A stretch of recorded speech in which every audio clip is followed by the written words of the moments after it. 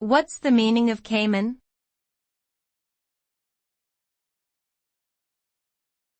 Cayman.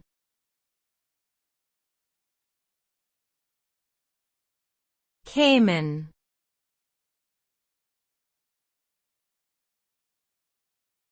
Cayman.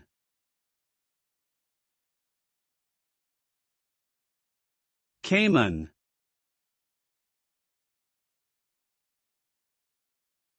The word cayman refers to a type of crocodilian reptile that is native to parts of Central and South America. These animals are generally large in size and have powerful jaws that they use to hunt for prey in the water. The term cayman may also be used to refer specifically to the species Cayman crocodilus, which is commonly found in the Amazon basin.